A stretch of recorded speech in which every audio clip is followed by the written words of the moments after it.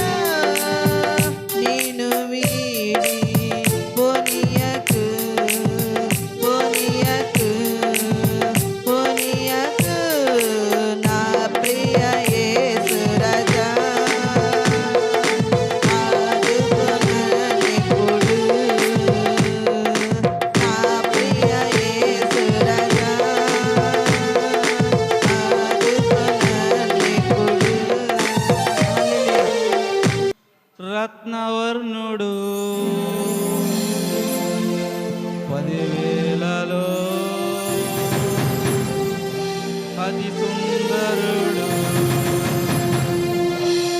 ధవలవర్ణుడు రత్నవర్ణుడు 10,000లో అతి సుందరుడు ధవలవర్ణుడు రత్నవర్ణుడు 10,000లో అతి సుందరుడు నిన్నే నిన్నే నిన్నే నిన్నే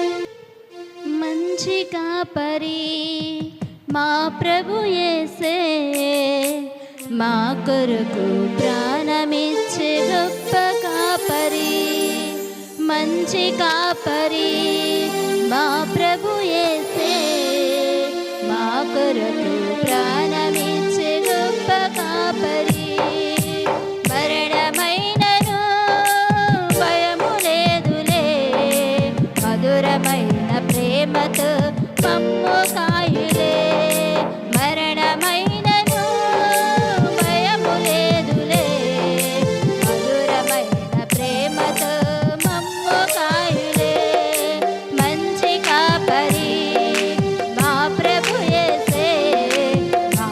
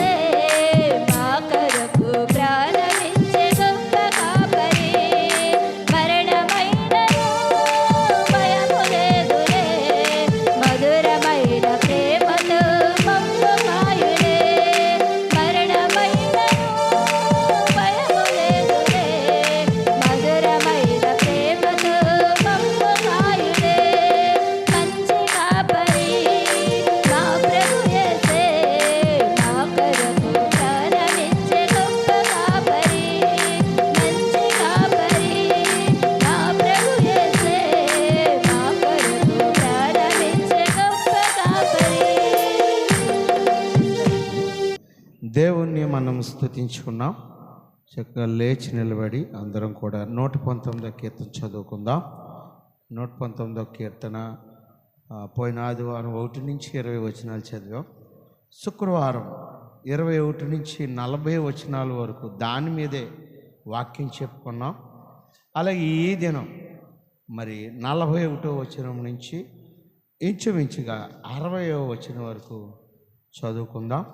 మనమందరం కూడా చక్కగా దేవుని సన్నిధిలో ముందుకు కొనసాగుదాం. నిమిషే చదువుతాడు అక్కడ పెట్టు.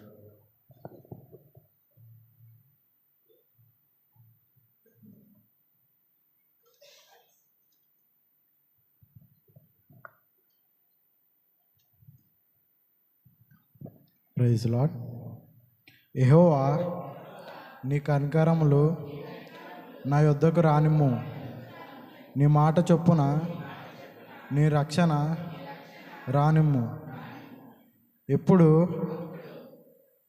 నన్ను నిందించు వారికి నేను ఉత్తరం ఇయ్యగలను. ఏలయనగా నీ మాట నమ్ముకొని ఉన్నాను. నా నోట నుండి సత్యవాక్యంను ఏమాత్రమును తీసివేయకము. నీ న్యాయ వీధుల మీద నా ఆశ నిలిపి ఉన్నాను. నిరంతరము నీ ధర్మశాస్త్రము ననుసరించుదును. నేను నిత్యము దాన్ని ననుసరించెదను. నేను నీ ఉపదేశములను వెతుకువాడను. నిర్బంధము లేక నడుచుకొందును. సిగ్గుపడక రాజుల ఎదుట నీ శాసనము గూర్చి నేను మాట్లాడేదను. నీ ఆజ్ఞలను బట్టి నేను హర్షించేదను. అవి నాకు ప్రియములు. నాకు ప్రియముగాను నీ ఆజ్ఞల తట్టు నా చేతులు ఎత్తెదను. నీ కట్టడలను నేను ధ్యానించెదను. నీ సేవకునికి దయచేయబడిన మాట జ్ఞాపకం చేసుకొను. దాని వలన నీవు నాకు నిరీక్షణ పుట్టించి ఉన్నావు. నీ వాక్యము నన్ను బ్రతికించి ఉన్నది. నా బాధల్లో ఇదే నాకు నెమ్మది కలిగించుచున్నది. గర్విష్ఠులు నన్ను మిగుల అభాసించిరి. అయినను నీ ధర్మశాస్త్రం నుండి నేను తొలగక ఉన్నాను. యెహోవా, పూర్వకాలం నుండి యుండిన నీ న్యాయ వీధులను జ్ఞాపకము చేసుకొని నేను ఓదార్పు నొందితిని. నీ ధర్మశాస్త్రంను విడిచి నడుచుచున్నాను. భక్తిహీనులను చూడగా నాకు అధిక రోషము పుట్టుచున్నది. యాత్రికుడనైనా నేను బసలో పాటలు పాడుటకు నీ కట్టడాలు హేతువులాయెను. యెహోవా, రాత్రివేళ నీ నామంను స్మరణ చేయుచున్నాను. నీ ధర్మశాస్త్రము ననుసరించి నడుచుకొనుచున్నాను. నీ ఉపదేశము ననుసరించి నడుచుకొనుచున్నాను. ఇదే నాకు వరముగా దయచేయబడి ఉన్నది. యెహోవా, నీవే నా భాగము.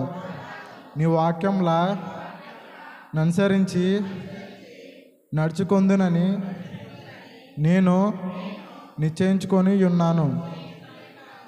కటాక్షం ఉంచమని నా పూర్ణ హృదయంతో నిన్ను బతిమలాను కొనుచున్నాను. నీవిచ్చిన మాట చొప్పున నన్ను కరుణింపుము. నా మార్గంలో నేను పరిశీలన చేసి కొంటిని. నా శాసనం తట్టు మరలా కొంటిని. నీ ఆజ్ఞలను అనుసరించుటకు నేను జాగు చెయ్యక తర్వపడితిని. దేవుడి వాక్యం దీవించును గాక. చక్కటి కీర్తన చదువుని బిడ్డను దేవుడు తన వెనుకల్లో దీవించునుగాక. మనమందరం మరి చక్కగా దేవుని ధ్యానించుకుందాం. కొద్ది నిమిషాలు దేవుణ్ణి స్తుతి అర్పణ చేసుకుందాం. దేవుడు మంచివాడు, దేవుడు గొప్పవాడు. మనుషులు మాత్రమే, మనము మనుషులు మాత్రమే. దేవుడు దేవుడే, మనిషి మనిషి. దేవుడు సజీవుడై ఉన్నాడు, దేవుడు ఆత్మ కలిగి ఉన్నాడు. ఆత్మ కలిగిన దేవుణ్ణి మనము కొద్ది నిమిషాలు ప్రభు సన్నిధిలో ఆరాధనలో పాల్గొందాం. ఎవరు నిర్లక్ష్యం చేయొద్దు. మంచి సమయం. మనం అసలు సమయాన్ని పాడు చేయడం లేదు, సమయాన్ని అసలు పాడు చేయడం లేదు. మంచి సమయం. దేవుడు మన పట్ల తన కృపను వెల్లడిపరుచున్నాడు. అయ్యా, నీ సన్నిధిలో నిలిచే భాగ్యం నాకు ఇచ్చావయ్యా. ఈ దినం చాలామందికి అవకాశం లేదు. రకరకాల రోగాలు, పరిస్థితులు, చాలా భయంకరమైన ఇబ్బందులు. నీవే నా తోడు నీడయండి మమ్మల్ని నడిపించేవాడు. పాట పాడుకుని దేవుని స్తోత్రాలు చెల్లిద్దాం. ప్రతి ఒక్కరు కూడా దేవుని సన్నిధిలో పాట పాడుకుంటూ దేవుని ఆరాధించారు. కష్టాలు ఎదురైనా నా యాత్రను సాగించు. నష్టాలలోనైనా స్తుతి చేయుట నేర్పించు. కష్టాలు ఎదురైనా నా యాత్రను సాగించు.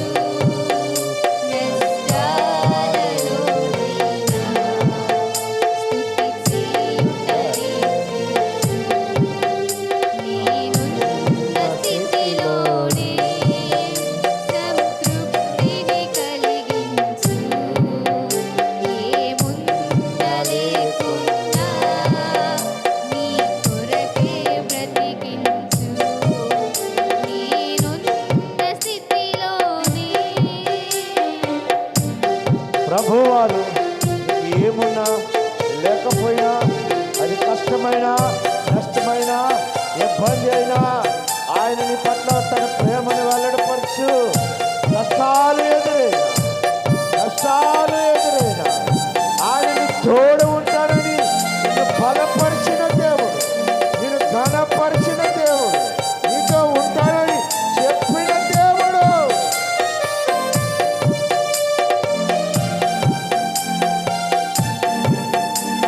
ఓ దేవా, స్తోత్రం. లోకములో నీ కొరకు జ్యోతి గణను వెలిగించు. లోకములో నీ కొరకు జ్యోతి గణను వెలిగించు. రెండవ రాకడ వరకు విడువక నన్ను నడిపించు. రెండవ రాకడ వరకు విడువక నన్ను నడిపించు. కష్టాలు ఎదురైనా నా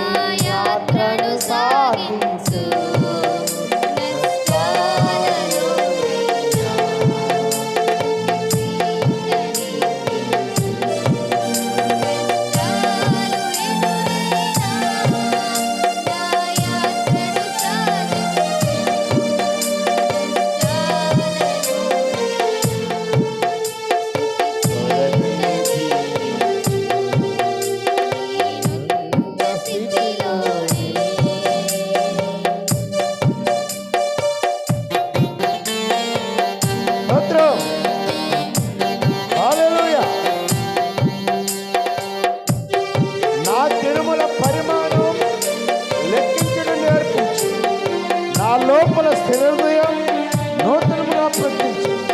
చర్యల తోడన కట్టడలు బోధించు. సమయోచిత జ్ఞానం దయచేయండి. స్తోత్రం. హల్లెలూయా, హల్లెలూయా.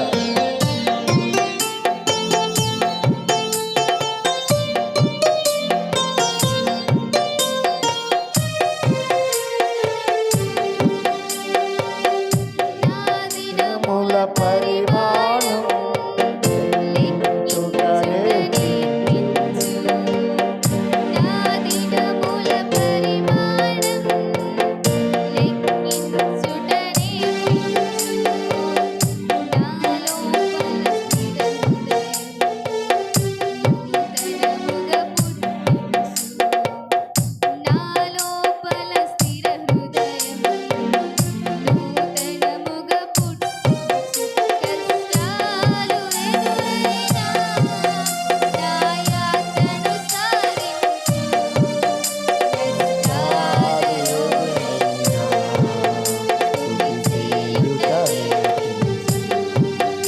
కష్టాలు ఎదురైనా నా యాత్రను సాగించు. కష్టాలలో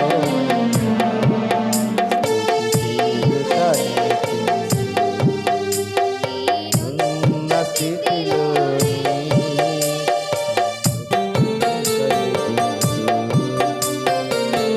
దేవా నీకు స్తోత్రాలయా, నీకు వందనాలయా.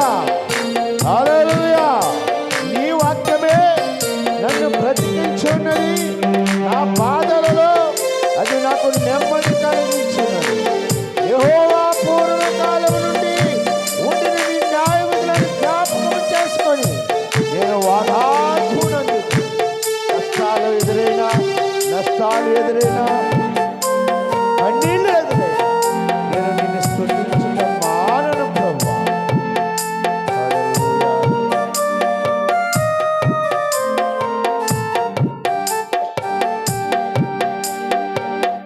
సరియగు త్రోవను నడువా కట్టడలను బోధించు. స్తోత్రం.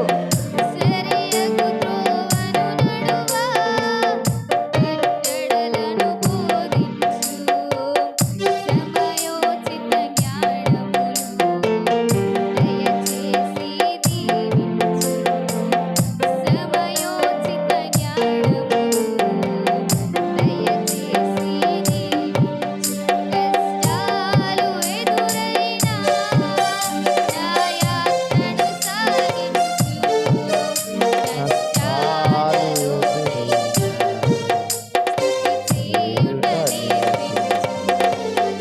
కష్టాలు అందరూ పాడదాం. నా యాత్రను సాగించు.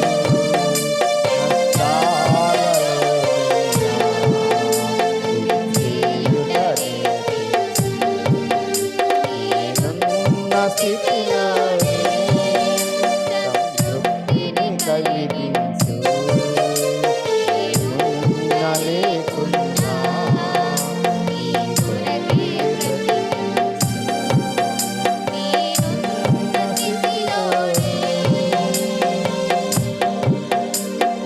హల్లెలూయా, హల్లెలూయా, హల్లెలూయా. స్తోత్రం. హల్లెలూయా.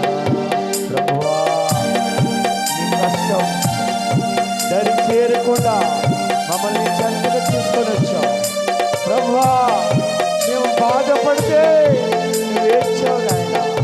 నీ ఇబ్బందులు మా ఇబ్బందులుగా మరచుకుని అయ్యా మా ముందు ఎన్నో ఆశ్చర్యకరమైన రీతిలో, ఎన్నో ఆలోచనకరమైన రీతిలో మమ్మల్ని ప్రవేశించి నిలబెట్టి ఆశ్చర్య ఫలాన్ని మమ్మల్ని స్థుతిగా పాత్రలు చేసి నీవే మాకు బలమైన శక్తి, నీవే మాకు ఆశ్చర్యకరమైన నడిపించి నీ ఆశీర్వాద వచనములో ఈ మధ్యాహ్న కాల సమయంలో నువ్వు మాతో మాట్లాడుతున్నందుకు బలమైన కార్యాలు ఈ మధ్యలో చేస్తున్నందుకు నీకు వందనాలు.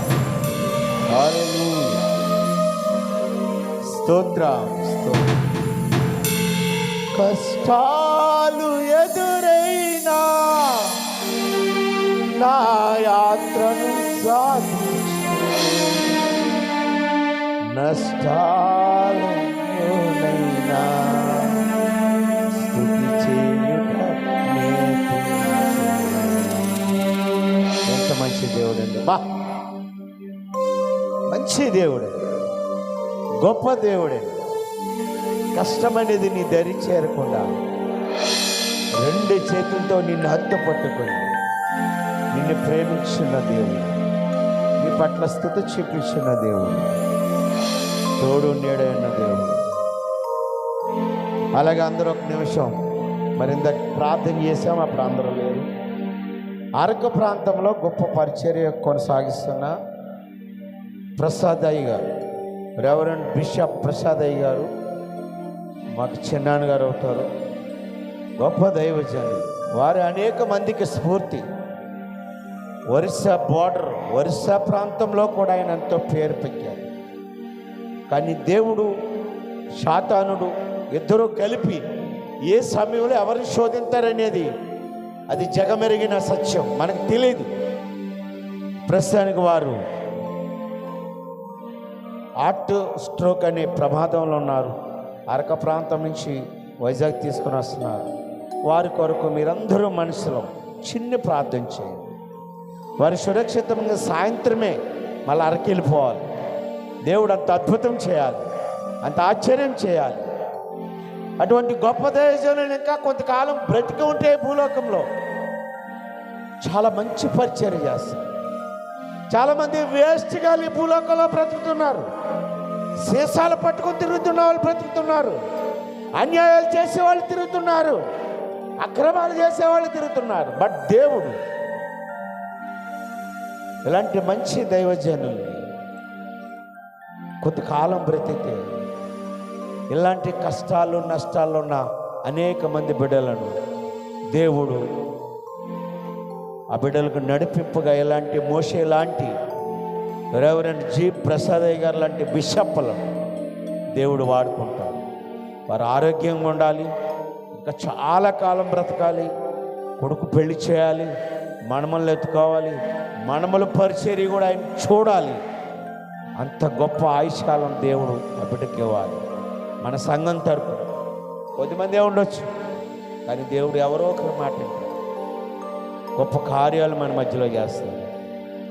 ఆశీర్వాద కార్యాలు దేవుడు మనతో జరిపిస్తాడు. తోడు నీడై ఉంటాడు. మన బలపరిచిన దేవునికి, కృప పాత్రుడికి, చిన్నాన్న గారికి చక్కటి ఆరోగ్యం ఇవ్వాలి. అలాగే ఈ ఆరాధన దేవునికి మహిమకరంగా జరిగించుకోవాలి. నజరేయుడైన యేసు నామములో ప్రార్థించి స్తుతించి వేడుకొంచున్నాం తండ్రి, ఆమేన్. మానవుని పట్ల దేవుడు ఒక ప్రణాళికను కలిగి ఉంటాడు. ఏంటండి చెప్పాలి? అది దేవుడు ఎప్పుడో చెప్పాడు. ఏం చెప్పాడు? ఎఫెసీలో ఎక్కడ ఉంటుంది? జగత్ పునాది వేయబడక మునిపే నీ తెల్లి గర్భమందు నేను నిన్ను రూపించుకున్నాను. అంతేనండి. చదవండి ఆ మాట ఒకసారి. ఎఫెసీ గ్రంథం 1 అధ్యాయం 6 చదవండి. నేను నిన్ను ఎరుగుదును అనే మాట చక్కటి మాట ఉంటుంది.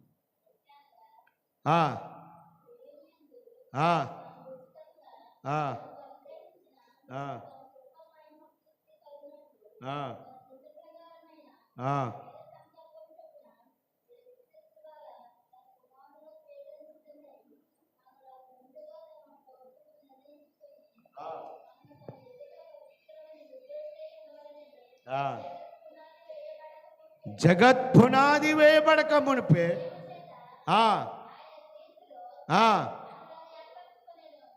జగత్ పునాది వేయబడక మునిపే ప్రేమ చేత ఆయన కీర్తిలో మనలను ఏర్పరచుకొను.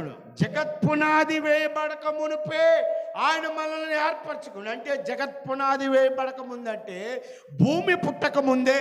ఎప్పుడండి?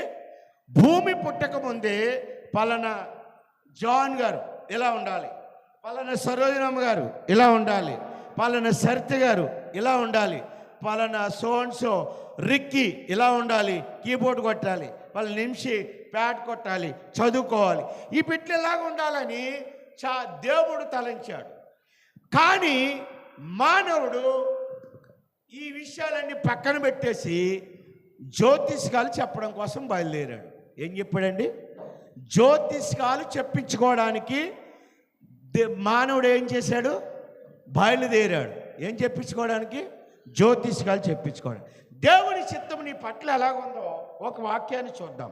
దేవుని చిత్తము నీ పట్ల ఎలాగుందో యెషయా రాసిన గ్రంథం 14వ అధ్యాయం.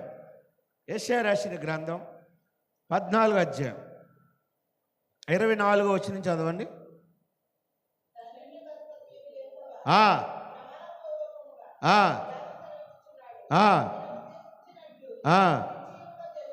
చూడండి, సైన్యములకు అధిపతి యెహోవా ప్రమాణపూర్వకంగా ఇలాగ సెలవిస్తున్నాడు. అంటే నీ మీద ఒట్టి పెట్టి, తన మీద ఒట్టి పెట్టుకుని, ఇంకొకరి మీద ఒట్టి పెట్టి సైన్యములకు అధిపతి యెహోవా ఇలా సెలవిచ్చున్నాడు. ఏమి సెలవిచ్చున్నాడు? నేను ఉద్దేశించినట్లు నిశ్చయముగా జరుగునని, నేను యోచించినట్లు స్థిరపడును. ఏమని చెప్తున్నాడంటే, నేను ఏమైతే ఉద్దేశించానో ఆ ఉద్దేశం స్థిరంగా జరగాలి. అది ఎవరి పట్ల జరగాలంటే మానవుడి పట్ల జరగాలి. ఆ ఉద్దేశం ఏమవుతుందో 27వ వచనం చూడండి. అదే దాంట్లో సైన్యములకు అధిపతి యెహోవా దానిని నియమించున్నాడు. దేనిని నియమించున్నాడు? ఇందాక చదివాం కదా, జగత్ పునాది వేయబడక మునిపే ప్రేమతో నేను నిన్ను నిర్మించి ఉన్నాను. దాన్ని సైన్యములపతి యెహోవా నియమించి ఉన్నాడు. చదవండి. దానిని రద్దుపరచగలెవడు? దాని బాహువు చాచినవాడు ఆయనే, దాన్ని త్రిప్పగలవాడెవడు? ఆమె దేవుడు ఎంత మంచివాడు చూడండి. పలానోడు ఇలాగే ఉండాలి, ఇంతలా ఉండాలి, ఈ మాటలు మాట్లాడాలి, పలానోడు కలెక్టర్ అయి ఉండాలి, పలానోడు సీఎం అయి ఉండాలి, పలానోడు పిఎం అయి ఉండాలి. దేవుడు ఒక ప్రణాళిక రచించేశాడు. దీన్ని ఎవరూ మార్చలేరు. ఎందుకు మార్చలేరంటే దీన్ని ఎవరూ మార్చలేరని రూఢిగా ఆయన ఏం చేస్తున్నాడంట? నిర్ధారణ చేసుకున్నాడంట. ఏం చేస్తున్నాడు? నిర్ధారణ చేసుకున్నాడు. పలానా సింధు పలానా జాన్ గారికి కుమారి గారికి పుట్టాలి దేవుడు అనుకున్నాడు. నువ్వు అనుకోలే, మీ అమ్మ మీ నాన్న అనుకోలే, దేవుడు అనుకున్నాడు. పుట్టేది పిండం, అమ్మాయిగా పుట్టించాలని దేవుడు అనుకున్నాడు. నువ్వు అనుకోలే, దేవుడు అనుకున్నాడు. నిన్ను స్థిరపరచాలని దేవుడు అనుకున్నాడు. కానీ నువ్వు పుట్టేశావు, ఈ లోకంలోనికి వచ్చేసావు. ఇప్పుడు నువ్వు ఆయన స్థిరపరిచిన దానిగా బ్రతుకుతున్నావా? ఆయన స్థిరపరిచిన వాడిగా బ్రతుకుతున్నావా? నువ్వు బ్రతకలేవు. ఎందుకంటే దేవునితో పాటు ప్యారలల్గా వెళ్ళి ఇంకో వ్యక్తి ఉన్నాడు. వాడి పేరే సాతాను. ఎవరండి? నువ్వు చాలా ప్యారలల్గా వెళ్దాం అనుకుంటావు, కానీ నీకు ఎదురో గొంతు తవ్వుతాడు. ఆ గొంతులో నువ్వు పడతావా పడవా? నువ్వు చాలా కరెక్ట్గా జీవితాన్ని జెన్యూన్గా గడుపుకుందాం అనుకుంటాడు. కానీ సాతాను గడు ఏం చేస్తాడంటే ఆ గొంతను మరలా గొంతులో ఇంకో గొంతును తవ్వుతానే తీసుకెళ్తా ఉంటాడు. మరి నీ జీవితాన్ని వాడు ఒక మాట చెప్పాడండి. సాతాను గారిని ఒక పేరు పెట్టారు. మదనపల్లి రాజశేఖర్ గారు తెలుసండి, చాలా గొప్ప దైవజనులు. ఇమ్మానుయేలు మినిస్ట్రీస్ మదనపల్లి, వాళ్ళ శిష్యుడు జర్మియా గారు. ఇమ్మానుయేలు మినిస్ట్రీస్ హైదరాబాద్లో ఉంటారు. మదనపల్లి రాజశేఖర్ గారు సాతానుకు ఒక పేరు పెట్టారు. ఏం పేరు తెలుసండి? మన మేనమామ అంట. ఏం పేరండి? వాడంట మన మేనమామ అంట. ఎలా మేనమామ అయ్యాడంటే అక్కడికి వచ్చి అవమ్మ దగ్గరికి వచ్చి, అమ్మా ఇది నిజమా అన్నాడంట. అమ్మ అన్నాడంటే దాని అర్థం ఏంటంటే, నీ అన్నయ్య అంతటోడు నేను, నీకు తండ్రి అంతటోడు నేను, నీ అన్ని లాంటోడిని, ఇది నిజమా అన్నాడంట. ఇప్పుడు అవ్వమ్మకి సాతానుడు అన్నయ్య అయితే మనకేమవుతాడు? మేనమామ యాకోబుని ఏం చేసాడు? పోయిన వారం చెప్పుకున్నాం, బాధ పెట్టాడు. ఏం చేశాడండి? 7 రకాల బాధల్లో ఒక బాధ. యాకోబుని వాళ్ళ మేనమామ బాధ పెట్టాడు. ఈ సాతాను దేవునికి పేర్లలాగా వెళ్తాడు. దేవుడు ఈ పట్టం మీద వెళ్తుంటే సాతానుగాడు ఈ పట్టం మీద వెళ్తాడు. దేవుడు తను ఏ ఉద్దేశాన్ని అయితే జగత్ పునాది వేయబడక ముందు నిన్ను తన రూపులో నిర్మించుకున్నాడో, నీకు ఒక ఉద్దేశం కలిగి ఉన్నాడో, ఆ ఉద్దేశాన్ని ఈ సాతానుగాడు ఏం చేస్తాడంటే చెడగొట్టడానికి ప్రయత్నం చేస్తూ ఉంటాడు. ఏం చేస్తాడు? చెడగొట్టడానికి ప్రయత్నం చేస్తాడు, ఇద్దరు మనుషుల కోసం. సరే, అంతకంటే ముందు దేవుడు నిన్ను ఒక ప్రణాళికబద్ధంగా ఎలా చేసుకున్నాడు అవసరం. మనిషిని ఏం చేయమంటుంది? ఎందుకు చంపేయమంటుంది? తప్పు చేస్తే చంపేయమంటుంది. కానీ జీవిత శాస్త్రం తప్పు చేసినోడిని క్షమించమంటుంది. ఏం చేయమంటుందండి? తప్పు చేసినోడిని క్షమించమంటుంది. ధర్మశాస్త్రం చంపేయమంటుంది, జీవిత శాస్త్రం బ్రతికించమంటుంది. యేసుప్రభువు వారికి, ఇటు మోషేకి ఇటు యేసుప్రభువు వారికి జాగ్రత్తగా మీరు గమనించండి. మోషే పుట్టినప్పుడు జాగ్రత్తగానండి, మోషే పుట్టినప్పుడు ఇశ్రాయేల్ ప్రజలు అంటే ఏప్రిల్లో 2 సంవత్సరాల పిల్లలందరినీ చంపేమని ఫరో ఆజ్ఞ చేశాడు. ఇది మీకు తెలిసిన విషయమే కదా. మోషే పుట్టినప్పుడు 2 సంవత్సరాల ఏప్రిల్ పిల్లల్లో చంపేమని ఫరో ఆజ్ఞ చేశాడు. యేసుప్రభువు పుట్టినప్పుడు 6 నెలల పిల్లలు అందరినీ చంపేమని హేరోదు గారు ఆజ్ఞ చేశారు. అంతేనండి. ఇదేమో ఐగుప్తి, అదేమో రామ. ఏంటండి? రామ అనే ఊరు. ఇక్కడ ఏప్రిల్లో మోషే ఉన్నాడు, ఇశ్రాయేల్లో దేవుడు ఉన్నాడు. యేసుప్రభువు కూడా ఏప్రిడే. ఎవరండి? యేసుప్రభువు కూడా ఏప్రిడే. ఆయన కూడా యూదుడే. వీళ్ళు కూడా ఏప్రిలే, వీళ్ళు కూడా యూదులే. ఇక్కడ 2 పేర్లు చూడండి. ఇక్కడ మోషే, ఇక్కడ యేసుప్రభువు. ఇక్కడ మోషే, ఇక్కడ యేసుప్రభువు. మోషే పుట్టినప్పుడు మరణకరమైన పరిస్థితులు ఉన్నాయి. యేసుప్రభువు వారు పుట్టినప్పుడు మరణకరమైన పరిస్థితులు ఉన్నాయి. ఇప్పుడు ఈ పక్కన మోషే ట్రావెల్ చేస్తున్నాడు, ఈ పక్కన యేసుప్రభువు ట్రావెల్ చేస్తున్నారు. మధ్యలో సాతాను, మన మేనమామనే సాతాను ట్రావెల్ చేస్తున్నాడు. ఇప్పుడు యేసుప్రభువు వారిని కొద్దిసేపు పక్కన పెడదాం, మోషే దగ్గరికి వెళ్దాం. మోషే పట్ల దేవుడు ఒక ఉద్దేశం కలిగి ఉన్నాడు. ఏ ఉద్దేశం అంటే ఆది కాండంలోనే దేవుడు రాసేసాడు. ఏమని ఈ ప్రజల్ని, ఇశ్రాయేల్ ప్రజల్ని 400 సంవత్సరాలు ఎవరికి అప్పచెప్తాను? ఐగుప్తులకు అప్పచెప్తాను. ఆది కాండం 6 నుంచి 8 అధ్యాయం మధ్యలో ఎక్కడో ఉంటుంది, రెఫరెన్స్ నాకు ఐడియా లేదు. 6 అధ్యాయం నుంచి 8 అధ్యాయం, ఈ 2 అధ్యాయాల మధ్యలో ఉంటుంది. ఆ మాట మీరు ఇంటికి వెళ్ళి చదువుకోండి. అక్కడ రాసేసాడు దేవుడు, ఈ ప్రజల్ని 400 సంవత్సరాలు ఎవరికి అప్పచెప్తాను? ఐగుప్తులకి. ఎన్ని సంవత్సరాలు అప్పచెప్పాడు దేవుడు వాళ్ళకి? 430 సంవత్సరాలు ఐగుప్తులకి అప్పచెప్పాడు. అయితే ఈ 430 సంవత్సరాల తర్వాత ఒక హీరోను నేను సిద్ధం చేశాను. ఆ హీరో వచ్చి ఈ ప్రజలందరినీ విడిపిస్తాడు. ఇది దేవుని ప్రణాళిక. ఇప్పుడు మోషే పుట్టు దగ్గరికి వద్దాం. మోషే పుట్టాడు. ఎవరికి పుట్టాడు?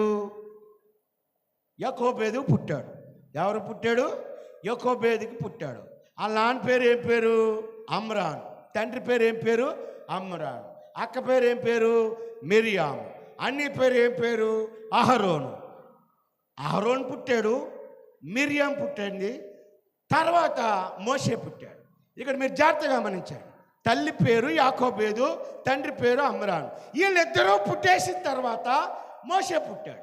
మరి దేవుడు ఇదే గర్భంలోంచి వచ్చిన మరి ఆ అహరోన్ని వాడుకోలేదు ఇశ్రాయేల్ ప్రజలు నడిపించడానికి. ఇదే గర్భంలో వచ్చిన మరి తన అక్కను మిరియామును కూడా వాడుకోలేదు. ఇదే గర్భంలోంచి వచ్చిన మోషేని దేవుడు ఒక హీరోని చేశాడు. హీరోని చేసిన తర్వాత అక్కడ ఫరో రాజు చెప్తాడు, 2 సంవత్సరాల ఎబ్రీ పిల్లలందరూ చంపేయమంటాడు. చంపేయమన్నప్పుడు మరి ఈ పిల్లోడు పుట్టేశాడు. అందరి పిల్లల్ని ఈ ఫరో సామ్రాజ్యం ఏం చేసుకుంటే వస్తుంది? చంపేకుంటే వెళ్ళిపోతుంది. ఇప్పుడు దేవుని ప్రణాళిక ఏంటి? మోషేని ఐగుప్తి దాస్యంలో ఉన్న ఇశ్రాయేల్ ప్రజలు నడిపించడం. మోషే యొక్క దేవుడి పట్ల మోషేకున్న ప్రణాళిక. కానీ ఇప్పుడు మోషే ఏం చేయబడాలి? చంపబడాలి. మోషే ఏం చేయబడాలి? చచ్చిపోవాలి. ఇది ఎవరి కాన్సెప్ట్? మన మేనమామ కాన్సెప్ట్. ఎవరి కాన్సెప్ట్? సాతానుగాడు యొక్క కాన్సెప్ట్. ఇక్కడ ఈ మోషే చచ్చిపోవాలి, కానీ ఇక్కడ మోషే బ్రతికున్నాడు. తల్లి పాలిస్తుంది, మోషే ఏడుస్తున్నాడు. పాలు కోసం ఏడుస్తున్నాడు, తల్లి వెచ్చ కోసం ఏడుస్తున్నాడు. ఆ ప్రాంతం అంతా కూడా ఫరో సైన్యం తిరుగుతుంది. ఎక్కడ ఏడుపు వినబడితే అక్కడ నరుక్కుంటా పోతున్నారు. మరి మోషే ఏడ్చాడు, ఆ ఫరో సైన్యానికి వినబడలేదంటారా? మోషే ఏడ్చాడు, ఆ ఫరో సైన్యానికి వినబడలేదంటారా? మోషే ఏడుస్తున్నాడు. ఆ ఏడుపు ఫరో సైన్యానికి వినబడలేదు. ఎందుకంటే మోషే పట్ల దేవుని యొక్క ప్రణాళిక ఉంది. ఆ ఏడుపు వినపడకుండా నాకు తెలిసిండి వాళ్ళ చెవులు మందమైపోయినాయి. ఏమైపోయినాయి? వాళ్ళ చెవులు మందమైపోయినాయి. సరే, మోషే పెరిగాడు, కొద్ది పిల్లోడయ్యాడు. ఇక పెంచలేకపోయింది. ఏం పేరు అన్నాను? ఏకోబేదీమే నాలుగు మడతడిపోతుంది పుండుండి. అందుకని ఆమె ఏం చేసింది? ఇక నా వల్ల కాదు బాబోయ్ అని ఈ కుర్రోడిని నైలు నదిలో పెట్టేసి జమ్ము పెట్టిలో పెట్టేసి నైలు నదిలో వదిలేద్దాం అనుకుంది. ఇప్పుడు ఈ కుర్రోడు పట్ల దేవునికి ఒక ప్రణాళిక ఉంది. ఒక హీరోని చేసి 5 లక్షల మందిని నడిపిద్దామని హీరో. ఈ కుర్రోని తీసుకుంది, కీళ్ళు పూసింది, పెట్టిలో పెట్టింది, మూత పెట్టింది, వెళ్తుంది పెట్టి. ఈ పెట్టెళ్ళు ఎక్కడికి వెళ్ళి ఆగిందంటే ఫరో యొక్క కుమార్తె దగ్గర ఆగింది. ఎక్కడ ఆగింది? ఈ కుమారుని చూడగానే కుర్రోడు తల మెరిసేస్తున్నాడు. ఇక్కడ మీకు ఒక విషయం చెప్తాను. ఐగుప్తీలంట మీకు తెలిసిన ప్రకారం తెల్లగుంటారా నల్లగుంటారా? మనకు అద్దెల్లో ఇదో బాధ, నల్ల కెర్రిమోళ్ళే ఉంటారు. ఎవరండి? ఐగుప్తీలు. వాళ్ళు ఎంత నల్లగా ఉంటారంటే ఆడ పొరపాటుని చీకట్లో నవ్వాడు అనుకో, ఆడ పళ్ళు తప్ప ఇంకేం కనపడం. అంత నల్లగా ఉంటారు. నలుపులో మహానలుపు. ఇక్కడ ఫరో కూతురు స్నానం చేస్తుంది, నల్ల తుమ్మమోళ్ళ ఉంది. అదే జమ్ముపెట్టులో తెల్లటి కుర్రోడు ఆమె ఎద్దుకు వచ్చాడు. ఇప్పుడు తెల్లటి కుర్రోడు చూసిన ఆమె ఏమనుకోవాలి? అరే వీడు హెబ్రీయుడు, మనం ఐగుప్తీలో. ఇప్పుడు ఈ కుర్రోడిని ఈ పిల్ల ఏం చేయాలి? సైన్యులు పిలిపించి, ఏ వయసులో అయితే 2 సంవత్సరాల పిల్లల్ని చంపేయమన్నాడో సైన్యాన్ని పిలిపించి ఈ యొక్క ఫరో కుమార్తె ఏం చేయాలి? చంపించేయాలి. కానీ ఈ కుర్రోడిని ఇలా చేతులతో పెట్టుకుని, ఐ లవ్ యూరా, భలే ముద్దవుతున్నావురా, భలే అందంగా ఉన్నావురా, ఇప్పుడు నేను ఏం చేయాలతానో పెంచుకుంటాను. ఈమెకు పెళ్ళయింది, పిల్లలు లేరు. మోసే పట్ల దేవుడికి ప్రణాళిక ఉంది. ఇక్కడ గర్భాన్ని మూసేసాడు దేవుడు. ఫరో కూతురు యొక్క గర్భాన్ని మూసేశాడు దేవుడు. మోసే పట్ల దేవుడికి ఒక ప్రణాళిక ఉంది. ఒక మనిషి తలరాత, నా రాత మార్చుకోవాలంటే యాగం చేయాలంటారు. నీ రాతలు మారవు. ఎందుకంటే జగత్ పునాది వేయబడక మునిపే నువ్వెవరి దగ్గర ఉన్నావు?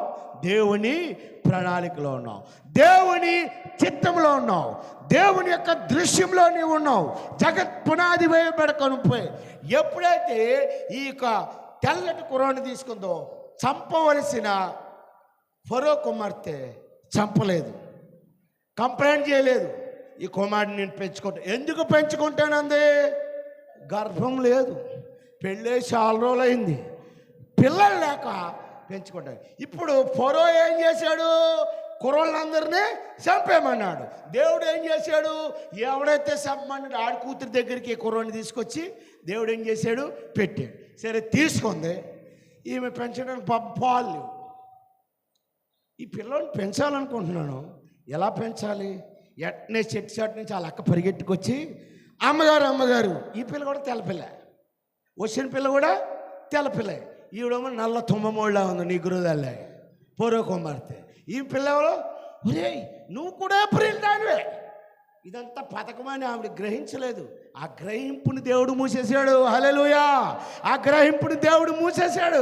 అమ్మగారు, ఈ పిల్లోడిని పెంచడానికి నేను ఒక తల్లిని తీసుకొస్తా, పోయి తల్లిని తీసుకురా. ఈ తల్లి వచ్చింది. ఈ తల్లి కూడా తెల్లగానే ఉంది. ఎలా ఉంది? కుర్రోడు తెల్లగా ఉన్నాడు, సాయం చేస్తున్నాను, పిల్ల తెల్లగా ఉంది, తల్లి కూడా తెల్లగా ఉంది. సరే, కుర్రోడిని పెంచారు, పెద్దోడిని చేశారు. ఇప్పుడు ఈ కుర్రోడు ఫరో దగ్గర ఆ రూమ్లో ఉన్నాడు. ఎక్కడున్నాడు? ఫరో నల్ల తుమ్మమోళ్ళ ఉన్నాడు.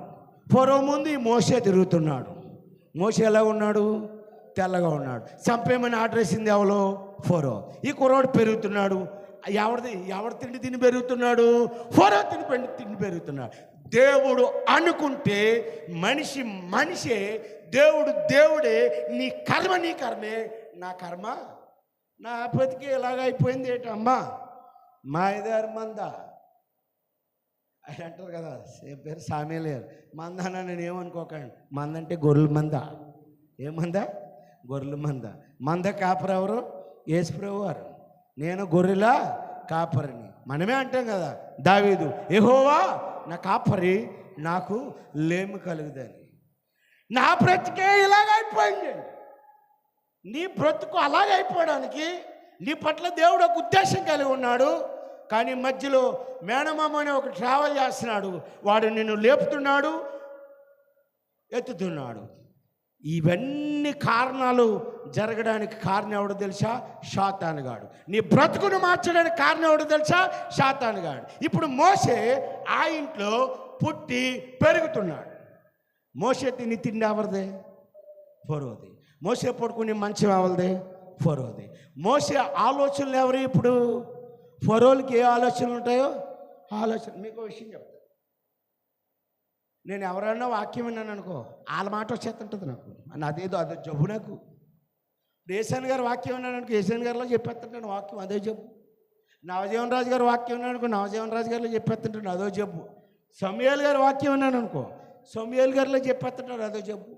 ఇప్పుడు నాకలాగే క్షమించండి, మోషే ఫరో ఇంట్లో ఉంటున్నాడు. ఇప్పుడు ఫరోకి అన్నీ ఎవరి మాటలు వస్తాయి? మోషేకి ఫరోకు ఏ ఆలోచనలు ఉన్నాయో ఆలోచనలు వస్తాయి, ఏ ఉద్దేశాలు ఉన్నాయో ఆ ఉద్దేశాలే వస్తాయి. అక్కడ ఏ సంభాషణ జరుగుతుందో ఆ సంభాషణకు సంబంధించిన ఉద్దేశాలు మాత్రమే బయటకు వస్తాయి. కానీ ఇక్కడ దేవుడు మోషే పట్ల ఒక ఉద్దేశాన్ని కలిగి ఉన్నాడు. ఆ ఉద్దేశం ఏంటంటే, దట్ ఇస్ ఏ హీరో. ఈయన్ని హీరో చేయాలి. ఏ హీరో చేయాలి? నాయకుని చేయాలి. 25 లక్షల మందిని నడిపించ సామర్థ్యమున్న, శక్తి సామర్థ్యాలున్న హీరోని చేయాలి. హీరోని ఎలా చేయాలనుకున్నాడు? ఫరో ఇంట్లో పెట్టే హీరోని చేయాలనుకున్నాడు. మోషే ఎదిగాడు, 40 ఏళ్ళు వచ్చినాయి, పెద్దోడయ్యాడు. ఇప్పుడు ఇద్దరు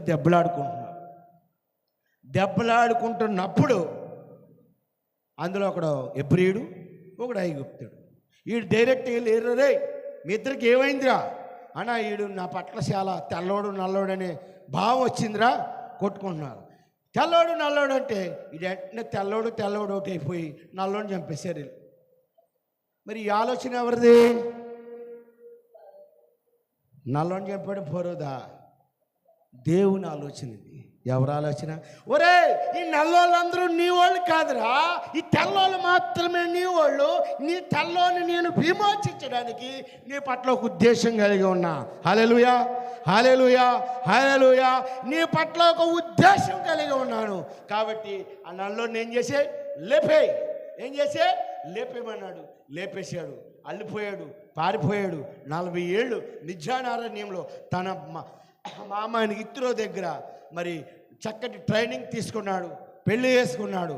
80 ఏళ్ళు పూర్తి అయిపోయి అప్పుడు వచ్చాడు. మళ్ళా ఎక్కడికి వచ్చాడు? మళ్ళా ఐగుప్తుకి వచ్చాడు. ఇప్పుడు ఆ ఫరో చచ్చిపోయాడు. ఈయన ఎరిగిన ఫరో చచ్చిపోయాడు. ఈయన తల్లి చచ్చిపోయింది. ఇప్పుడు కొత్త ఫరో ఉన్నాడు కుర్చీ మీద.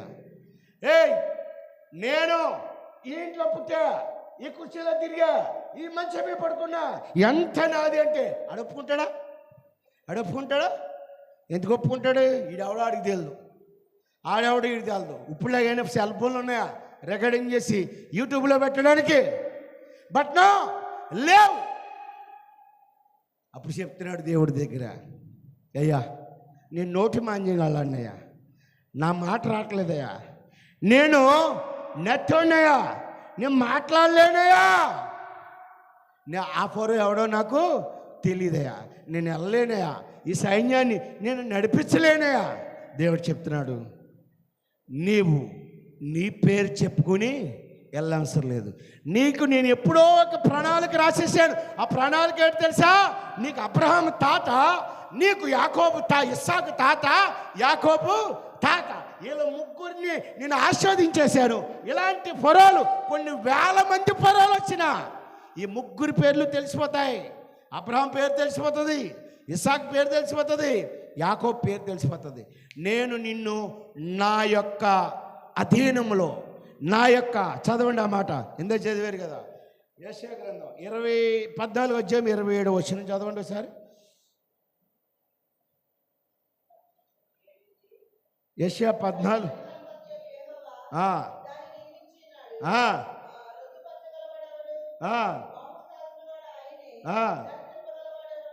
చాలండి. సైన్యములకు అధిపతి యెహోవా దానిని నియమించి ఉన్నాడు. దేనిని నియమించి ఉన్నాడు? మోసేని నియమించి ఉన్నాడు. రద్దుపరచగలవాడెవడు? కొత్త ఫరో ఎవడండి? మోసేని యాక్సెప్ట్ చేయడానికి, చేయకపోవడానికి బాహువును చాచిన వాడైనా దాన్ని త్రిప్పగలవాడు ఎవడండి? దేవుడు కార్యం చేయగా ఎవడాపుతాడు? ఎవరన్నా అలా అవుతుందా? దేవుడు అద్భుతం చేయగా ఎవడాపుతాడు? ఎవడవన్నా అలా అవుతుందా? బట్ నో, ఎవడ వల్ల ఆపదు. సైన్యములకు అధిపతి యెహోవా కార్యం చేయాలనుకుంటున్నాడు. మోషేని నాయకుని చేయాలనుకుంటున్నాడు. ఫరోను వాడుకున్నాడు, చంపించేయాలనుకున్నాడు, చంపించబడలేదు. కూతురి దగ్గర పంపించాడు, ఆమె రిజెక్ట్ చేయాలి, అది కూడా రిజెక్ట్ అవ్వలేదు. ఫరో యొద్ద పంపించాడు, అది రిజెక్ట్ చేయబడాలి, అది కూడా రిజెక్ట్ చేయబడలేదు. హల్లెలూయా. ఇంకా గట్టిగా చెప్తారనుకుంటున్నాను, నా గొంతు రావట్లేదు, గట్టిగా చెప్పండి హల్లెలూయా, హల్లెలూయా. ఇది మోషే పట్ల దేవునికి ఉన్న ప్రణాళిక. యేసుప్రభువు వారి దగ్గరకు వద్దాం. యేసుప్రభువు వారి పట్ల దేవునికి ఉన్న ప్రణాళిక ఏంటో చూద్దాం. చదవండి, ఇందాక తీశారు కదా, అపోస్తలుల కార్యాలు పోయింది, మొత్తం గొంతు పోయింది.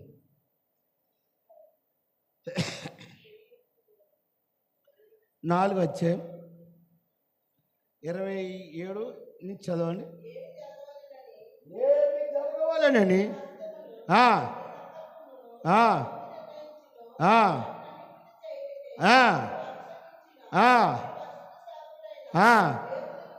యేసునకు విరోధముగా, ఇక్కడ చూడండి, యేసు ప్రభువుని చంపేయాలని, యేసు ప్రభు శిలువ మరణం అడ్డుకోవాలని, యేసు ప్రభు జీవిత శాస్త్రం రాయకుండా ఉండాలని, యేసు ప్రభు విరోధంగా కొంతమంది మనుషులను సాతానుగాడు లేపుతున్నాడు. వారెవరంటే హేరోదు, పొంతు పిలాతు, అన్యజనులు, ఇశ్రాయేలు ప్రజలతోనూ ఈ పట్టణం మందు. ఓరు నాయన, యేసు ప్రభు వారిని చెప్పేయడానికి ఎంతమంది ప్లాన్ వేశారు చూడండి. ఎవరంట? హేరోదంట, పొంతు పిలాతంట, అన్యులకు జనులంట. ఇది మరి దారుణం. వాళ్ళ ముగ్గురు ఏదో ఏడ్చారు అనుకో, వీళ్ళకేమైందండి? ఇశ్రాయేల్ ప్రజలకు ఏమైంది? వీళ్ళ ముగ్గురు ఏదో ఏడ్చారు అనుకో. యేసు ప్రభు వారు ఒక లోక కళ్యాణం చేయడానికి ఈ భూలోకానికి వచ్చారు. యేసు ప్రభు వారు లోక కళ్యాణంలో, మరి పరలోక రాజ్యంలో నిన్ను నన్ను తీసుకెళ్ళిపోవడానికి ఈ లోకానికి వచ్చాడు. ఈ లోకంలో ఆయన ఒక మహత్తరకరమైన కార్యం చేయాలి. ఆ మహత్తరకరమైన కార్యం ఏంటంటే శిలువ మరణం పొందాలి. ఆ మహత్తరమైన కార్యం ఏంటండి?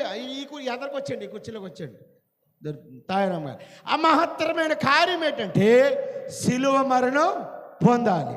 ఆ మహత్తరమైన కార్యం శిలువ మరణం పొందాలి. ఇప్పుడు ఈ శిలువ మరణం పొందకుండా ఎవరెవరు కూడుకున్నారు?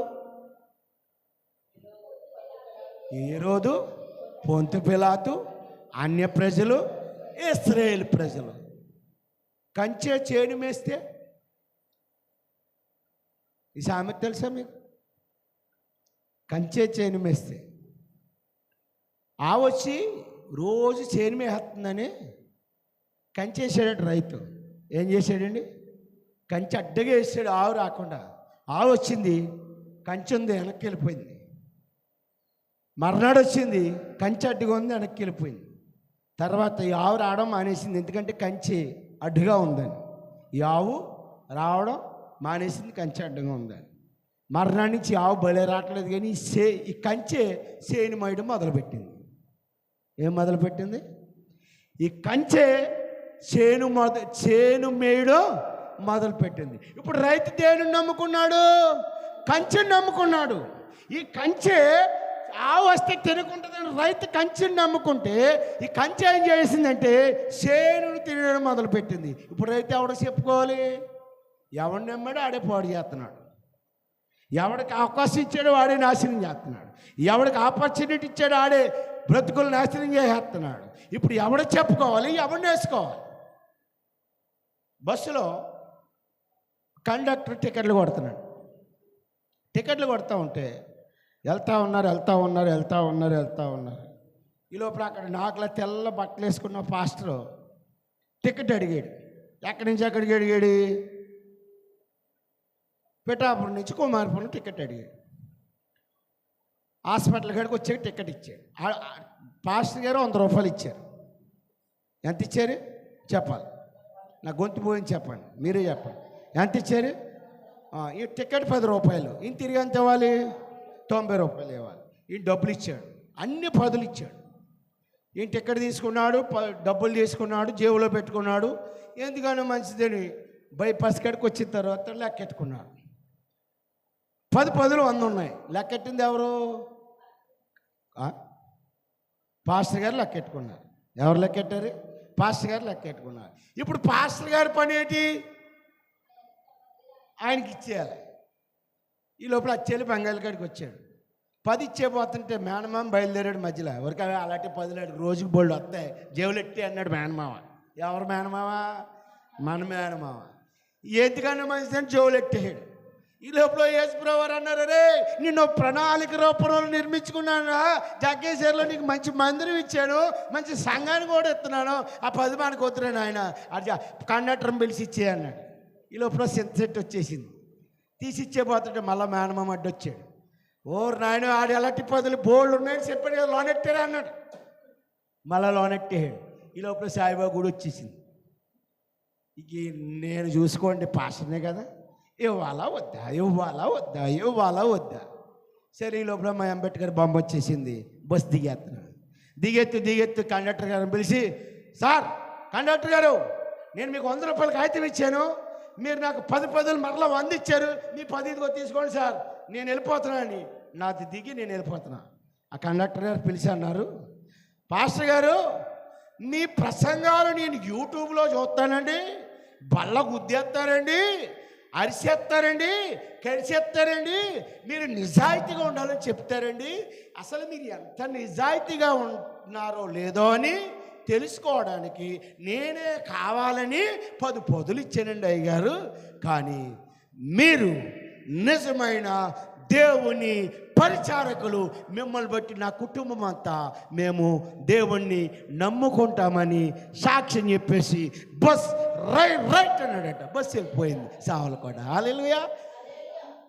జనరల్ హాస్పిటల్ గాడెక్కిన నేను కుమారపురం వచ్చేటప్పటికి నా నీతిని నిరూపించుకోవడానికి ఈ పక్కన నేను ట్రావెల్ చేస్తున్నాను, ఈ పక్కన యేసుప్రభువారు ట్రావెల్ చేస్తున్నారు, మధ్యలో మేనమామ ట్రావెల్ చేస్తున్నాడు. అరే 10 నొక్కే బాబురే, ఆ 10 ఇచ్చేరా నాయన నా తండ్రి, అరే ఇంకోసారి అవకాశం వచ్చి నొక్కే 10 ఇచ్చేరా నాయన 10. నీ పట్ల దేవుని ప్రణాళిక ఉందనుకో, నీ పట్ల ఏ ఆయుధం రూపించినా, ఏ ఆయుధం కూడా నీ పట్ల రూపించబడదు, వర్తిల్లదు. ఎంత ఘోరమండి. ఇశ్రాయేల్ ప్రజలు కూడా సిలువ మరణాన్ని అడ్డుకోవడానికి ఎవరితో పోటీ పడ్డారు? హేరోదుతోటి, పొంతు పిలాతుతోటి, అన్యజనుల పనులతోటి. ఎన్ని సాతానుగాడు దేవుని ఎన్ని కష్టాలు పెట్టాడు తెలుసా? వాళ్ళెవరో జ్ఞానులు వచ్చారన్న సంగతి రాజు తెలిసిపోయేలా చేశాడు. మరలా ఈ యేసుప్రభువారిని చంపించేద్దామని చూశాడు. రామాలో అంగలార్పు జరిగినని ఉంటుంది, అక్కడెట్టుకున్నాడు. 12 సంవత్సరాల వయసులో యెరూషలేము దేవాలయంలో ప్రసంగం చేస్తుంటే శాస్త్రుల ద్వారా భయపెట్టాడు యేసుప్రభువారు. ఆయన భయపడలే, వచ్చాడు, బాప్తిసం తీసుకున్నాడు. బాప్తిసం తీసి పైకి వచ్చిన వెంటనే ఆ పైనుంచి ఈయన నా ప్రియకుమారుడు, నేను ఈయన ఆనందించున్నాను ఒక చక్కటి స్వరం వినబడింది. వెంటనే వచ్చేసాడండి. 40 దినాలు ఉపవాసం ఉన్నాడు ఈయన. వెంటనే వచ్చేసాడు. ఎసా ఎసా ఎసా ఆగా, నీకు ఆకలేస్తుంది కదా? ఆయాస్తుంది. నా కాళ్ళు మొక్కు, నాకు మొక్కు. ఈ రాళ్ళని నేను చేస్తాను, రొట్టెలుగా మార్చి ఇచ్చేస్తాను. నాకు సలాం కొట్టు, ఈ భూలోకమంతా నీకు ఇచ్చేస్తాను. ఎన్ని ఇబ్బందులు పెడుతున్నాడండి. మోషేని ఇబ్బంది పెట్టాడు, యేసుప్రభువు వారిని ఇబ్బంది పెట్టాడు, పేతురుని ఇబ్బంది పెట్టాడు, పౌలు గారిని ఇబ్బంది పెట్టాడు, శిష్యుల్ని ఇబ్బంది పెట్టాడు. మరి నిన్ను ఇబ్బంది పెట్టడా? నాకే కష్టాలండి, ఎందుకు వస్తున్నాను ఎందుకు అంటున్నావండి? పక్కన ఇంకొక ఆయన ప్రయాణం చేస్తున్నాడండి, మోకాళ్ళు వేసి ప్రార్థన చేయండి. ఈ పక్కన ఆడెళ్తున్నాడండి, ఈ పక్కన ఏసై వెళ్తున్నాడండి, మధ్యలో నువ్వు ఉన్నావండి. ఏసైకే తప్పలేదండి కష్టాలు. నువ్వు మోకాళ్ళు వేసి ప్రార్థన చేస్తే నీ పట్ల దేవుడు ఒక ప్రణాళిక ఏవైతే ఉందో నువ్వు అనుకుంటావు. ఇంకో ఉదాహరణ చెప్తా. నేను చిన్నదాన్ని, దేవుడు నా వెంక చూస్తాడా అనుకుంటాం. పెద్ద పాస్టర్ గారు, లక్షల మంది జనాలు వచ్చేసారు. ఈ పాస్టర్ గారు ట్రైన్లో వస్తున్నారు. ఈ లక్షల మందికి ఏం వాక్యం చెప్పాలని ఈ పాస్టర్ గారు బైబిల్ తీసుకుని రెఫరెన్సుల మీద రెఫరెన్సులు ట్రైన్లో కూర్చొని చిలకరాహేస్తున్నాడు. అట్ ద సేమ్ టైం ఆ పాస్టర్ గారు ఎదుర్కొంటూ కాల్ లేని వ్యక్తి నుంచొని ఉన్నాడు. అప్పుడే ఎక్కాడు. అయ్యా మీ పక్కన నేను కూర్చొచ్చాను, నాకు కాల్ లేదన్నాడు. కూర్చొచ్చా అంటే, నా పక్కన కూర్చుంటావును, నేను ఎంతో లక్షల మందికి వాక్యం చెప్పడానికి వెళ్తున్నాను, నా పక్కన కూర్చోడానికి వీల్లేదు అని పక్క తగిలేస్తాడు. సరే, ఏ బాత్రూమ్ కాడో అక్కడ అందరం మొత్తానికి ప్రయాణం సాగిపోయింది. ఇద్దరు హైదరాబాద్ చేరుకున్నారు. ఆ పాస్టర్ గారిని ఏసీ కారులో తీసుకెళ్ళి చక్కగా మందిరం తీసుకెళ్ళిపోయారు. ఈ సొట్టండి స్కూటర్ బండి మీద ఎవడో వచ్చి తీసుకెళ్ళారు. స్టేజ్ ఎక్కారు. ఆ జింకానా గ్రౌండ్ అంతా లక్షలతో నిండిపోయింది. జగన్ గారు కొడతారు ఇలా కొట్టేటప్పటికి సేవకుని చూసి కేరెత్తులేసేసి ఇలా చూసి ఇలా కొడితే, మరి బాబు సౌండ్ పెంచరా అన్నాడు. ఇలా సౌండ్ పెంచమంటే సౌండ్ ఆపరేటర్గా అక్కడ కాళ్ళు లేనాడు కూర్చున్నాడు. ఎక్కడ కూర్చున్నాడు? సౌండ్ పెంచే కాడ కాళ్ళు లేనాడు కూర్చున్నాడు. సౌండ్ మాట్లాడి కాడ వాకింగ్ చెప్పే పాస్టర్ గారు కూర్చున్నాడు. ఇప్పుడు సౌండ్ ఎవరు ఎట్టాలి? కాళ్ళు లేనోడు ఎట్టాలి. కాళ్ళు లేనోడు సౌండ్ ఎడితే కాళ్ళున్న పేరున్న పాస్టర్ గారు ప్రసంగం చేస్తే లక్షల మంది ప్రభావితం అవుతారు. ఈయన గొంతు దించుకొని ఊహని అరిచేసాడు అనుకో, ఈయన టక్కన తగ్గించేసాడు అనుకో, ఇక్కడ సౌండ్ ఉన్నవాడు. పాస్టర్ గారి పరిస్థితి ఏంటి? దేవుడి విషయంలో సొట్టోడు గణతే పాస్టర్ గారు గణతే.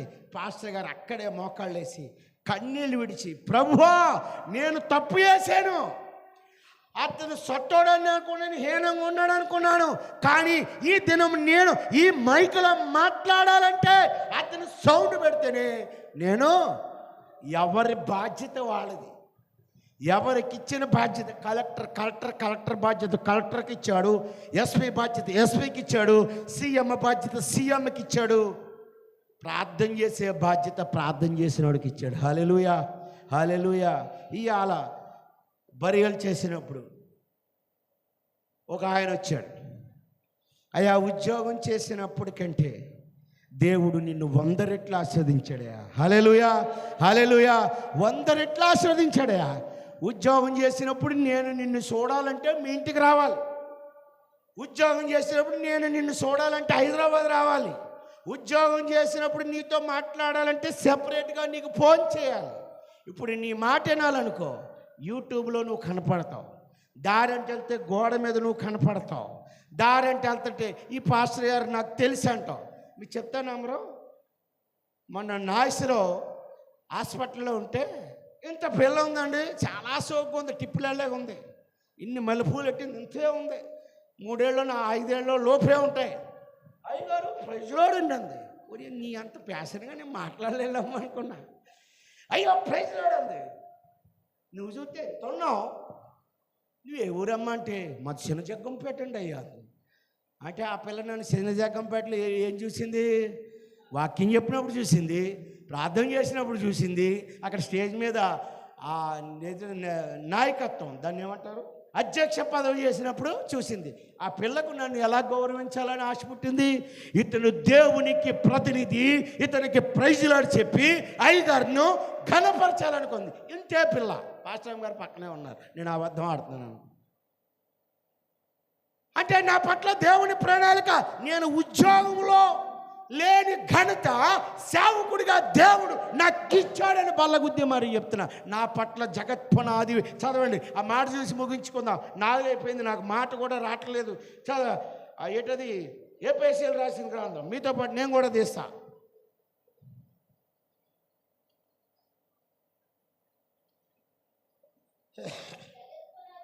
ఒక్క నిమిషం, నేను కూడా తీస్తాను.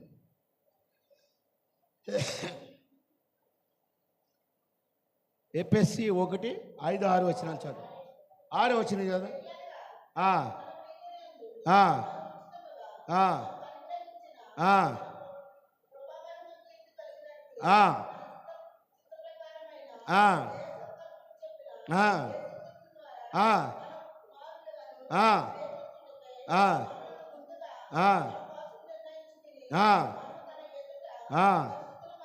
తన ఎదుట పరిశుద్ధమును నిర్దోషులమై ఉండవలనని జగత్పునాది వేయబడక మునిపే ప్రేమ చేత ఆయన క్రీస్తులో మనలను ఏర్పరచుకొనెను. హల్లెలూయా.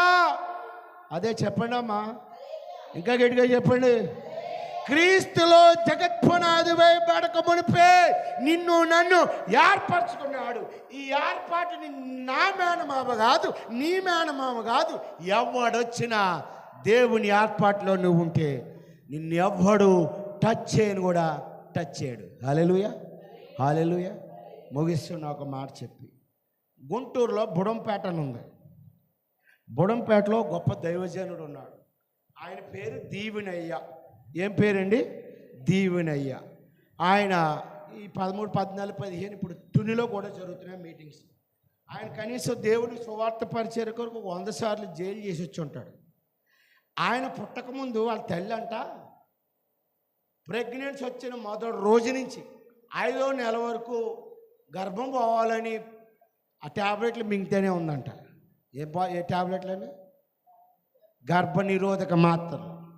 అంటే భర్త అంగీకారంతో తప్పేం చేయలేదు తల్లి. మనకు అప్పుడే పిల్లలు వద్దు, అప్పుడే పిల్లలు వద్దు. మొదటి ట్యాబ్లెట్ వేసింది, గర్భం పోద్దాం అనుకోండి, పోలేదు. 2, 3, 4 నెలలు నిండిపోతున్నాయి, ఈ కడుపు పెరిగిపోతుంది. కానీ ఈ ట్యాబ్లెట్లు ఆ గర్భాన్ని ఏమీ చేయలేకపోతున్నాయి. ఎందుకు చేయలేకపోతుంది తెలుసండి? నేడు ఆ దైవజనుడు వాక్యం చెప్తే కొన్ని లక్షల మంది కన్నీళ్లు విడిచి ప్రార్థన చేస్తారు. అప్పటికప్పుడే బాప్తిసాలు తీసుకుంటారు. దేవుని కొరకు తను తీసుకున్న గొప్ప నిర్ణయం ఏంటి తెలుసా? నేను పెళ్లి చేసుకోను. ఏం చేసుకోను? పెళ్లి చేసుకోకుండా కొన్ని లక్షల మందికి గుంటూరులో సంఘం కట్టేశాడు దీవెనయ్య. ఈ దినం గొప్ప పరిచర్య చేస్తున్నాడు. ఆ ట్యాబ్లెట్లు ఆ తల్లిని అన్న చేయగలిగాయా? దేవుని ప్రణాళిక ఎవరి పట్ల ఉందండి? దీవెనయ్య పట్ల ఉంది. మన పట్ల దేవుని ప్రణాళిక ఉంది. నీ పట్ల దేవుని ప్రణాళిక ఉంది. మీ అందరి పట్ల దేవుని ప్రణాళిక ఉంది. నీ కష్టానికి దేవుడు కాదు, సాతానుగోడు కూడా ఉంటాడు. ఆ పరిస్థితుల్లో నీ ఆలోచన విధానం ఎలా ఉండాలండి? 10 పదులు తీసుకున్న పాస్టర్ గారు ఆలోచన విధానం ఎలా ఉందండి?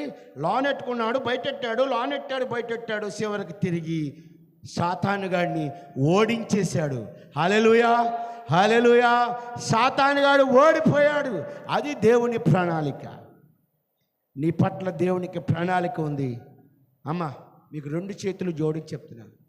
రోజుకి నా చేతులతో 2, 3 కప్పిడేస్తున్నానమ్మా. ఏ ఊర్లో అయితే రోజు వారంలో కనీసం 2, రోజుకొకడు కప్పిడేస్తున్నామ్మా. విలువెత్తలేదమ్మా. శ్మశానాల్లో నవ్వుకుంటున్నారమ్మా. చచ్చిపోయాడు అంటున్నారమ్మా. వాళ్ళు ఎగుతాడు అంటున్నారమ్మా. మనిషికి విలువ లేదమ్మా. డబ్బు శాశ్వతం కాదమ్మా. దేవుడే శాశ్వతం. దేవుని ప్రేమే శాశ్వతం. దేవుని ప్రణాళిక శాశ్వతం.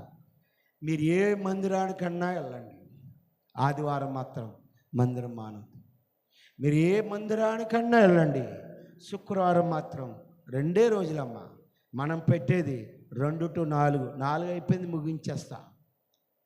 మీరు వచ్చింది కొంతమంది 3 గంటలకు వచ్చి ఉంటారు. అంటే ఇక్కడ గంట పాల్గొన్నారు, ఇంకొద్ది ఇక్కడ. శుక్రవారం 7 నుంచి 8:30 గంటన్నరమ్మ. ఈ 2 ప్రార్థనలు దేవుని మిమ్మల్ని ప్రణాళికలో పెడతాయి. ఎక్కడ పెడతాయి? ఈ 2 ప్రార్థనలు దేవుని ప్రణాళికలో మిమ్మల్ని ఉంచుతాయి. ఉంచిన తర్వాత ఈ ప్రార్థనలు మీ కుటుంబానికి రక్షణకరంగా ఉంటాయి. రోజు పనులు పడుకుంటావుగా, లేచి టిఫిన్ చేస్తావుగా, ఆ టిఫినేగా. రుచి ఏమన్నా మారుతుందా? మధ్యాహ్నం అన్నం వండుకొని తింటావు, ఆ అన్నమేగా, అదే రుచిగా. రాత్రి అన్నం వండుకొని తింటావు, అదే అన్నంగా, అదే రుచిగా. మళ్ళా అదే నిద్రగా. మధ్యలో వారానికి 2 రోజులు ఉన్నాయి, 1 గంట 2 గంటలు నీ భవిష్యత్తుని మార్చేస్తుంది. నీ కష్టాలకు అడ్డు కట్టేస్తుంది, నీ కన్నీళ్ళకి అడ్డు కట్టేస్తుంది. పరిస్థితులు నీకు ఎదురొచ్చినా, కష్టాలు నీకు ఎదురొచ్చినా, ఎన్ని ఎదురొచ్చినా దేవుడు నీ పరిస్థితిని ఉన్న పళ్ళంగా మార్చేస్తాడు. ఇక్కడ ఒక దైవజనుడు మీ కొరకు మోకాళ్ళేసి ప్రార్థన చేస్తున్నాడు, నా కుటుంబం బాగుండాలని. పాస్టర్ గారు ఎన్నో రోజుల నుంచి సత్యనారాయణ మాస్టర్ అని ఇక్కడ వాక్యం చెప్పడానికి వస్తారు. వారి కుమార్తె కొరకు గర్భం కోసం రోజు ప్రార్థన చేస్తారు. పాస్టర్ గారు రోజు మోకరింతే ప్రార్థన చేస్తుంది, మోకరింతే ప్రార్థన చేస్తుంది. ఇక్కడ మోకాళ్ళు వేసిన ప్రార్థన చేస్తుంది, ఇంటికాడ మోకాళ్ళు వేసిన ప్రార్థన చేస్తుంది. ఆమెకు 4 నెలలు 5 నెలలు డేట్స్ రావు. అంటే గర్భం ఎంత దరిద్రంగా ఉందో చూడండి.